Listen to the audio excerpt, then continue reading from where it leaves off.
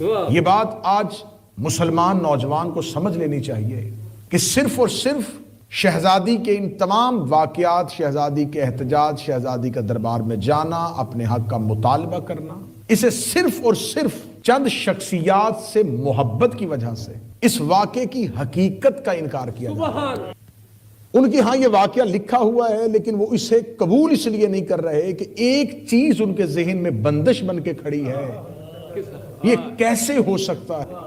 بس اس ایک بات پہ آ کے رک جا۔ واقعہ بھی درج ہے، ہوا بھی بالکل ایسے ہی تھا، لیکن ہم اس کو تسلیم اس لیے نہیں کر سکتے کیسے ہو سکتا ہے۔ اس کا مطلب ہے کہ اس واقعے کی حقیقت کا انکار نہیں ہے، قبولیت کا انکار ہے۔ یہ نہیں ہے کہ یہ واقعہ ہوا نہیں ہے، یہ ہے کہ آپ اسے قبول نہیں کر رہے۔ یقیناً اسلام میں ایسے بے شمار واقعات ہیں جس میں عقل انسانی ضرور یہ سوال پوچھتی ہے، ایسا کیسے ہو سکتا ہے؟ ہو بھی نوح کا بیٹا اور چھوڑ دے نوح کو، ایسا کیسے ہو سکتا ہے؟ نبی کے گھر میں رہتی ہو اور نبی پر ایمان نہ لائے، ایسا کیسے ہو سکتا ہے؟ سگے بھائی یوسف کو کنویں میں پھینک دیں،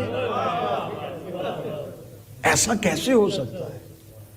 تو اگر آپ اپنے ذہن سے تاریخ اسلام کو پڑھنا شروع کریں گے تو آپ کو بہت سے واقعات کا انکار کرنا پڑے گا کہ عقل نہیں مانتی کہ ایسا کیسے ہو سکتا ہے۔ آج کی ابتدا صرف اسی ایک سوالیہ نشان پہ ہے کہ عقل انسانی اور مسلمان کی عقل شہزادی کے حق کو صرف اس بات پہ قبول نہیں کر رہی، کیسے ہو سکتا ہے کہ نبی کے صحابی کے سامنے نبی کی بیٹی جائے اور آپ شیعوں کے مطابق وہ احترام نہ کرے، ایسا کیسے ہو سکتا ہے؟ پڑھے لکھے لوگوں سے میں مخاطب ہوں، سچ اور ہوتا ہے اور حق اور ہوتا ہے، ٹروتھ اور ہے، ریالٹی اور۔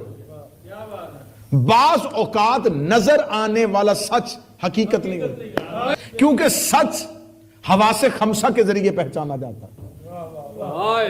سچ وہ ہوتا ہے جو حواس خمسہ میں آ جائے، دیکھا جا سکے، سنا جا سکے، چھوا جا سکے، سونگا جا سکے، چکھا جا سکے، یہ سچ ہے۔ بعض اوقات چیز حواس خمسہ میں ہوتی ہے، ہوتی سچ ہے، لیکن حقیقت نہیں ہوتی۔ آپ مجھے کہیں گے اس کی کوئی ایک مثال دیں، ہزاروں مثالیں دی جا سکتی ہیں، جلدی جلدی ایک دو مثالیں دے سکتے ہیں۔ زمین پر بیٹھ کے کوئی جب آسمان کی طرف دیکھتا ہے تو وہ کہتا ہے کہ تارے چھوٹے ہیں اور چاند بڑا ہے۔ وہ دیکھنے والا یہ سمجھتا ہے کہ جو تارے نظر آ رہے ہیں یہ چھوٹے ہیں اور چاند بڑا ہے۔ اب یہ دیکھنے میں بالکل ایسا ہی نظر آ رہا ہے اور یہ سچ ہے، لیکن حقیقت یہ نہیں ہے۔ حقیقت یہ ہے کہ یہ جو چاند ہے یہ تو زمین سے چھوٹا ہے اور تارے تو بہت بڑے ہیں۔ وہ چھوٹے اس لیے نظر آ رہے ہیں کہ چاند ہماری زمین کے قریب ہے اور تارے دور ہیں۔ دور نظر آنے والے چھوٹے نظر آ رہے ہیں اور قریب نظر آنے والا بڑا نظر آ رہا ہے۔ اتنی مشکل بات آپ نے اتنے اچھے طریقے سے وصول کی، ابھی تو میں نتیجے کے قریب آپ کو لے کے آنے لگا تھا۔ اس کا مطلب ہے اس مثال نے ہمیں بتا دیا کہ چیزوں کا حجم سماعتوں سے نہیں ہوتا، قربتوں سے ہوتا۔ آپ کسی شے کے چھوٹے یا بڑے پن کو اس کی سماعتوں یا بصارتوں کی وجہ سے نہیں، اس کی قربتوں کی وجہ سے دیکھتا۔ جو چیز جتنی قریب ہوتی ہے اتنی بڑی نظر آتی ہے، جو چیز جتنی دور ہوتی ہے اتنی چھوٹی نظر آتی ہے۔ اس لیے اگر کسی چیز کی بڑائی دیکھنی ہو تو اس کے پہلے قریب ہو جاؤ، اس کی قربت میں جاؤ۔ جب تک قربت میں نہیں جاؤ گے کبریائی محسوس ہی نہیں ہوتی۔ کبریائی ہمیشہ قربت میں جا کے محسوس ہوتی ہے۔ پھر مجھے یہ سطر کہنے دو، میرا سلام ہو ان ہستیوں پہ جنہوں نے ہمیں سکھایا ہے کہ اللہ کی کبریائی کو محسوس کرنے سے پہلے، اللہ اکبر سے پہلے قربتاً الی اللہ کہہ لیا تھا۔ اگر کسی چیز کے قریب ہوتے ہیں تو پھر پتہ چلتا ہے کہ وہ چیز کتنی بڑی ہے۔ حجم سے نہیں، قربتوں سے فیصلے ہوتے ہیں۔ کیا بات، سبحان اللہ۔ اب یہ دیکھنے کے لیے نظر آ رہے ہیں کہ تارے چھوٹے ہیں لیکن حقیقت میں تارے بڑے ہیں۔ اس کا مطلب ہے کہ سچ اور ہے، حق اور۔ چلے اسی مثال کو آگے بڑھا دیتا ہوں۔ اسی مثال کو آگے بڑھائیں تو کئی دفعہ سچ دلیل بھی رکھتا ہے لیکن حقیقت کے متضاد ہوتا ہے۔ دلیل رکھنے کے باوجود وہ سچ حقیقت کے برعکس ہوگا. مثلا اسی مثال کو آگے بڑھاؤں کہ چاند کی چمک کو دیکھو, وہ چمک بھی رہا ہے صحیح بات. اور اس کی چاندنی, اس کی چمک, اس کی دلیل ہے, واہ. نظر آ رہا ہے. قوت باصرہ کے ساتھ ہم دیکھ سکتے ہیں کہ وہ چمک رہا ہے اور چاندنی اس کی دلیل ہے. کوئی بات. لیکن حقیقت یہ نہیں. یہ نہیں. حقیقت یہ ہے کہ چاند مٹی کا ڈھیر ہے. واہ واہ. وہ چمک اس لیے رہا ہے کہ اسے سورج روشنی دے رہا ہے. کوئی بات. کیا بات ہے, کیا بات ہے. سورج کی روشنی جو ہے اس کا انعکاس زمین پر آ رہا ہے تو ہم یہ سمجھ رہے ہیں کہ چمک چاند رہا ہے. بعض اوقات خود چیز کے اندر کوئی قابلیت نہیں ہوتی, اوئے اوئے اوئے. سبحان اللہ. اس کے پیچھے چھپی ہوئی کوئی چیز اسے قابل بنا رہی ہوتی ہے. خانقاہی باتیں ہیں جو ممبر سے ہو کیا رہی ہیں. بات ہے. کیا چیزیں خود خان کا ہی بات ہے. چیزیں. اب چاند کی چمک جو ہے اس کی دلیل بھی ہے, لیکن دلیل بالکل حقیقت کے خلاف ہے. حقیقت اور ہے, سچ اور. سچ اور ہوتا ہے, حقیقت حقیقت اور. اور ہوتی. سچ وہ ہوتا ہے جو پہلے بولا جائے تو سچ بنے, لیکن سچ اپنی مرضی سے سچ نہیں ہوتا. سچ جب صادق کی زبان سے نکلتا ہے تو سچ ہوتا ہے. کیا بات. صادق کی زبان سے. میں پھر لفظ کہنے لگا ہوں, جملے سچے نہیں ہوتے, زبانیں سچی ہوتی. ہائے ہائے ہائے. جملے سچے نہیں ہوتے, زبانیں سچی ہوتی ہیں. اگر کسی صادق اور اگر کسی صادقہ کی زبان سے جملہ نکل جائے تو وہ جملہ نکلنے کے بعد بتاتا ہے کہ اب وہ سچ ہو گیا ہے, کیونکہ وہ نکلا ہی اسی زبان کے ساتھ ہے جو صادق بھی ہے اور صادقہ بھی ہے. مجمع دلیل مانگتا ہے تو ابھی دے دیتا ہوں. شہزادوں نے کہا تھا اماں عید ہے ہمارے کپڑے نہیں ہیں. صادقہ نے کہا تھا کپڑے درزی کے پاس ہیں. فوراً جبریل نے دروازے پہ آ کے دستک دے کے بتایا سچ اس لیے ہو گیا ہے کہ صادقہ کی زبان سے نکل آیا. اس سے پہلے سچ نہیں تھا, اس سے پہلے سچ نہیں تھا, لیکن جو ہی شہزادی نے کہا ہو گیا. اب یہ جو آیا تھا یہ مدینے کا کوئی درزی نہیں تھا کہ اس کے کان میں آواز پڑی تو اس نے کہا نبی کی بیٹی نے کہہ دیا مجھے جانا چاہیے. یہ آنے والا اللہ کا فرشتہ تھا اور وہ زمین پہ اترتا ہی نہیں جب تک اللہ اسے بھیجے نا. اس کا مطلب کہا سیدہ نے تھا, بھیجا پروردگار نے ہے. سیدہ نے کہا تھا کپڑے درزی کے پاس ہے اور خدا نے کہا فوراً تسبیح چھوڑ اور زمین پہ چلا جا, کیونکہ اس نے کہہ دیا ہے درزی کے پاس ہے. وہ جو کہہ دے پھر وہ ماننا پڑتا ہے. خدا نے زہرا کی بات پہ سچ ثابت کیا اور دلیل بھی نہ مانگی اور خدا نے فوراً جبرائیل کو زمین پہ بھیج دیا. اسی بات پہ نتیجہ نکل سکتا ہے اور اسی پہ خمسے کا اختتام ہو سکتا ہے کہ زہرا نے صرف اتنا کہا تھا کپڑے درزی کے پاس ہیں اور اللہ نے کہہ دیا اس نے کہہ دیا ہے, نہ مجھے ثبوت چاہیے نہ مجھے دلیل چاہیے. جب اللہ زہرا سے دلیل نہیں مانگتا دربار میں خلیفہ زہرا سے گواہ کیسے مانگا؟ وہ جس نے کہا تھا کہ کپڑے درزی کے پاس ہے اسی نے کہا تھا کہ فدق میرا ہے. نہ شہزادوں کو کپڑوں کی ضرورت تھی نہ احتیاج تھی. خدا نے ایک مثال زمانے میں رکھ دی ہے کہ سیدہ کہہ دے تو پھر نہ خدا گواہ مانگتا ہے نہ ثبوت مانگتا ہے. تو جس کی زبان کے آگے پروردگار بھی گواہی نہ مانگے,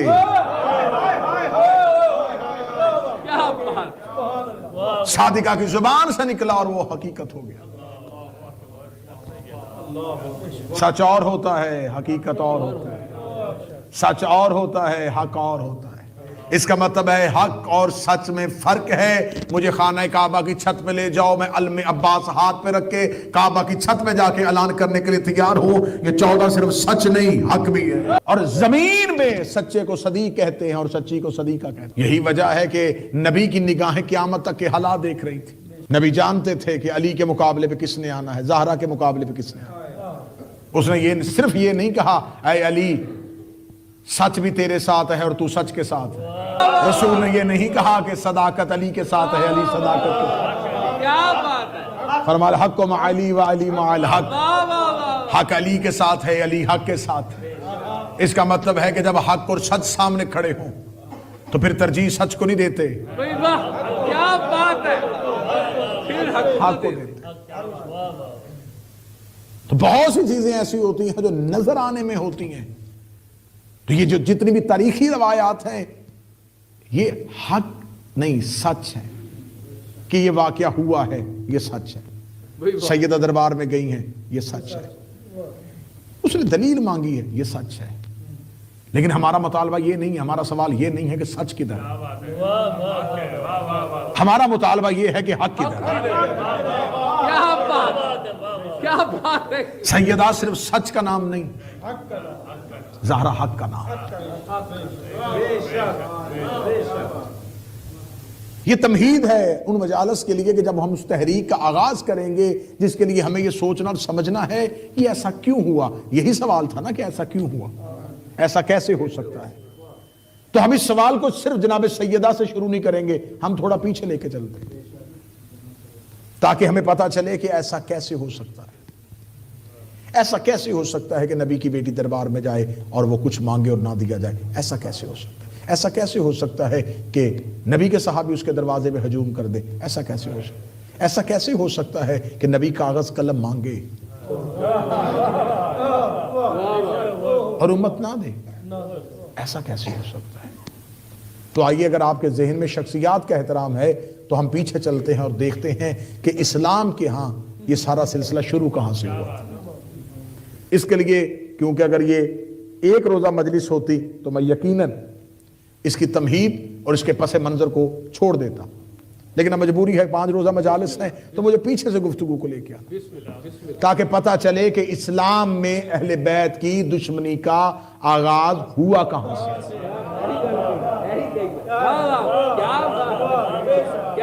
آپ ہم سے سوال کر رہے ہیں کہ جناب زہرا کے سامنے، تو آئیے پہلے دیکھتے ہیں کہ یہ دشمنی کہاں سے شروع ہوئی۔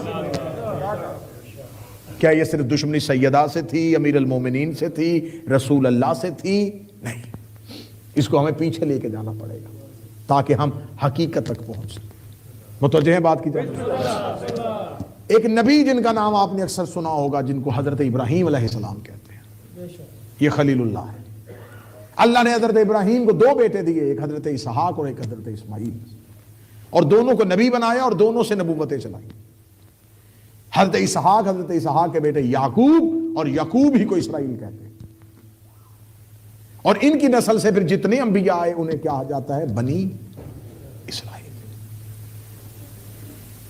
اور حضرت ابراہیم کے دوسرے بیٹے حضرت اسماعیل، حضرت اسماعیل سے جو سلسلہ نبوت کا چلتا ہے وہ اسماعیل سے چلتا ہوا ختمی مرتبہ تک آتا ہے، اور یہ کہا جاتا ہے کہ حضرت اسماعیل سے لے کے رسالت مآب تک درمیان میں کوئی نبی نہیں ہے۔ ادھر جتنے انبیاء تھے وہ بنی اسرائیل میں آئے ہیں، لیکن حضرت اسحاق سے ایک سلسلہ چلا، ایک حضرت اسماعیل سے چلا۔ حضرت اسحاق سے تو مسلسل نبی آتے رہے، جناب یعقوب، اور پھر حضرت یعقوب کی اولاد، اور پھر حضرت عیسیٰ تک یہ سلسلہ پہنچا، لیکن حضرت اسماعیل سے جو نسل چلی اس میں رسالت مآب تک نہیں۔ یہ تاریخ کہتی ہے کہ ایسا نہیں ہوا، لیکن قرآن اس کو تو قبول نہیں کرتا، کیونکہ خدا کہہ رہا ہے کہ ہم نے ہر قوم میں ہادی بھیجا ہے، ہم نے ہر امت میں نذیر بھیجا ہے، ہم نے ہر ایک امت میں ایک رسول بھیجا ہے۔ تو یہ کیسا ہو سکتا ہے؟ یہ عدل الہی کے خلاف ہے کہ وہ نسل اسحاق میں تو نبی بھیجے اور نسل اسماعیل میں کوئی نبی نہ بھیجے۔ ان میں رسول آ رہے تھے، نذیر آ رہے تھے، لیکن حضرت اسحاق کی نسل میں آنے والے نبی اور حضرت اسماعیل کی نسل میں آنے والے نبیوں میں فرق تھا۔ فرق اس چیز کا تھا، دستور کا فرق تھا۔ حضرت اسحاق کی نسل سے جو بنی اسرائیل میں نبی آ رہے تھے وہ تبلیغ دین کر رہے تھے، اور جو حضرت اسماعیل کی نسل میں خاموش انبیاء آ رہے تھے وہ صرف دین کی تبلیغ نہیں کر رہے تھے بلکہ وہ آخری رسول کی مسند کی حفاظت کر رہے تھے۔ کیا بات ہے، خوبصورت بات ہے۔ وہ صرف اور صرف تبلیغ دین نہیں کر رہے تھے بلکہ وہ مسند خاتمیت کے قیام کی پوری کوشش کر رہے تھے۔ ان کی مکمل کوشش اس بات میں تھی کہ آخری نبی اس نسل میں سے آئے گا، اس کے آنے سے پہلے ہم نے زمینی حکومت کے تسلسل کو قائم کرنا ہے اور ایک مرکزیت کو قائم کرنا ہے، تاکہ جب وہ پہنچے تو دین ایک مرکز پہ ہو۔ یہی وجہ تھی کہ حضرت اسماعیل کو حضرت ابراہیم نے مکہ میں چھوڑا اور انہوں نے خانہ کعبہ کی دیواروں کو بلند کیا اور خانہ کعبہ کو مرکز بنا دیا دین کا۔ وہ دین جو حضرت ابراہیم چھوڑ کے گئے تھے، جسے دین حنیف کہا جاتا ہے، اس کا مرکز کیا بن گیا؟ مکہ اور خانہ کعبہ۔ مکہ کے اوپر نسل اسماعیل کے آنے والے تمام رسولوں کی نظریں مکہ پر تھی کہ وہ یہاں پر آنے والا۔ جبکہ بنی اسرائیل کی آنے والے انبیاء اور اس کے بعد آنے والی جو نسل تھی وہ یہ سمجھ رہے تھے، اس نبی کی امتیں یہ سمجھ رہی تھی کہ آخری نبی اس نسل میں سے آئے گا جو زمین پر آ کے مسلسل ایک حکومت قائم کرے گا اور نظام دین کو قائم کرے گا۔ لیکن خدا نے آخری رسول کو نسل اسماعیل میں بھیجنا تھا۔ رسول کے آباء و اجداد یا رسول کے باپ دادا، میں بڑے قریب سے شروع کروں، ایک نام تاریخ میں آپ کو بہت دفعہ ممبر سے سنا ہوگا، جناب قصی ابن کلاب۔ یہ رسالت مآب کے جد ہیں۔ یہ وہ شخصیت تھی جنہوں نے آ کے مکہ شہر کو آباد کیا۔ اس سے پہلے مکہ حرم تھا، شہر نہیں تھا۔ انہوں نے مکہ کی آبادی کو شہر کے حرم کے اندر لا کے آباد کیا، قبیلوں کو حرم کے اندر لا کے آباد کیا۔ حرم کے اندر لا کے آباد کرنے کے بعد یہی قصی ابن کلاب تھے جنہوں نے پہلا دارالندوہ جو تھا وہ مکہ میں بنایا، جسے آج کی زبان پہ آپ یہ کہہ سکتے ہیں کہ سینٹ ہال جو تھا وہ بنایا، جس کے اندر قانون سازی ہوتی تھی، جس کے اندر آئین بنتے تھے، جس کے اندر عربوں کے قبیلوں کے رواج اور طریقے بنائے جاتے تھے۔ یہ سب کچھ کیوں ہو رہا تھا؟ کیونکہ آخری رسول آنے والا۔ کیا بات ہے، کیا بات ہے قبلہ۔ یہ بڑی تلخ حقائق ہوں گے اور شاید آپ کی سماعتوں سے پہلی دفعہ ٹکرائیں، لیکن آپ نے اسے قبول کرنا۔ جناب قصی ابن کلاب نے دارالندوہ قائم کیا، اور دارالندوہ قائم کرنے کے بعد یہی رسول کے پردادا، انہوں نے خانہ کعبہ کے زمزم کی سقائیت اور خانہ کعبہ کی متولیت کا چارج بھی اپنے پاس لیا۔ وہ جو حاجی آتے تھے کعبہ کی زیارت کے لیے، وہ جتنے دن رکتے تھے انہیں کھانا کھلانا۔ یہ جو آپ نجف سے کربلا جاتے ہیں، موکب اور سبیلیں دیکھتے ہیں، کیا بات ہے، یہ اسی خاندان سے چلا۔ یہ موکب لگاتے تھے، سبیلیں لگاتے تھے، دور دراز سے آنے والے لوگوں کو کھانا کھلایا جاتا تھا، 3 دن 4 دن 10 دن مہینہ انہیں مہمان رکھا جاتا تھا۔ یہ جناب قصی ابن کلاب کر رہے تھے۔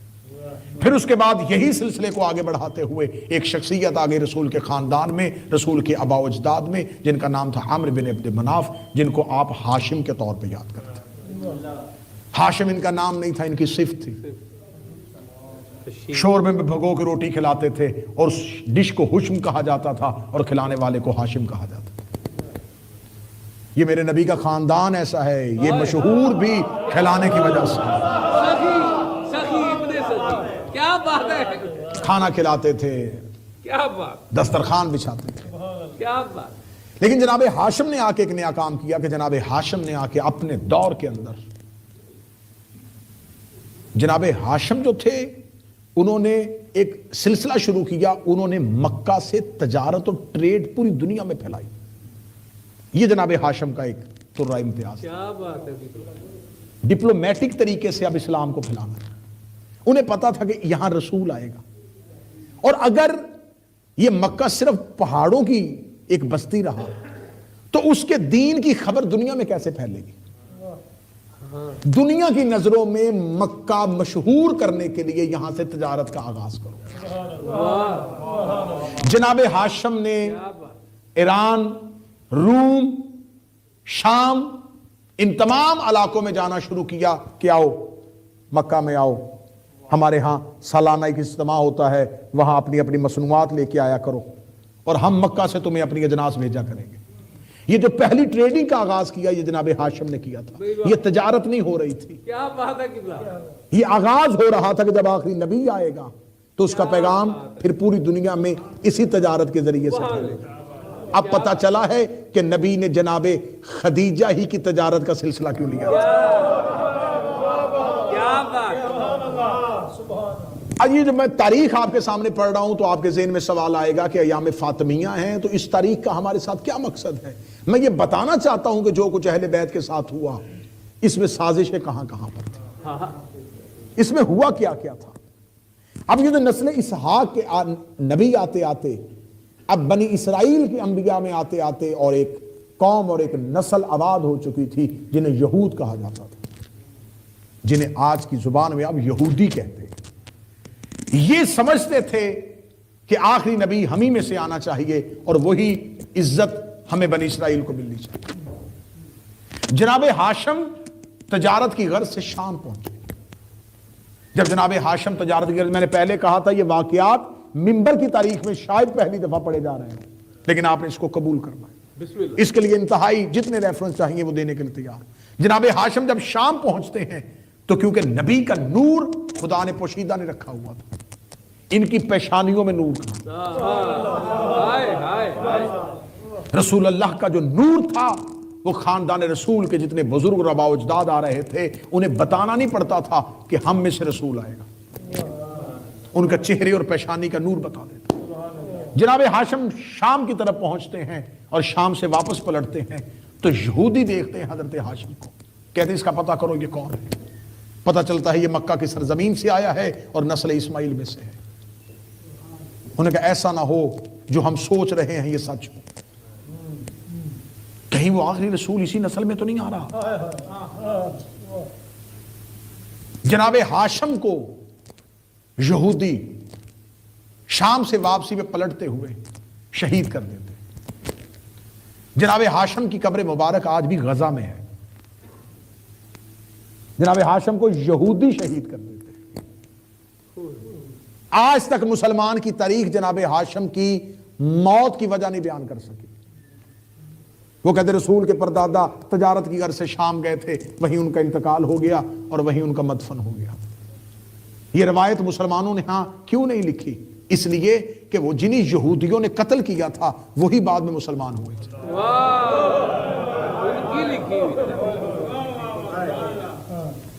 آپ اسلام کے اندر سے جب تک اسرائیلیات کو نہیں سمجھیں گے آپ کو اسلامی واقعات سمجھ میں نہیں آئے.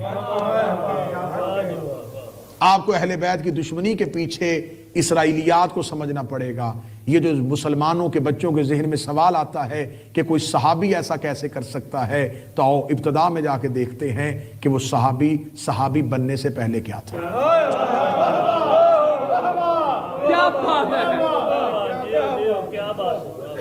یہ اسلام کے اندر ایک ٹرم یوز ہوئی ہے جسے منافقین کہتے ہیں. یہ منافقین جو ہیں یہ بت پرست صرف نہیں تھے, یہ کہاں سے پلٹے تھے اور کہاں سے آئے تھے. یہ آپ کو 5 روزہ مجالس میں روزانہ نئے نئے انکشافات آپ کے سامنے. ماشاءاللہ.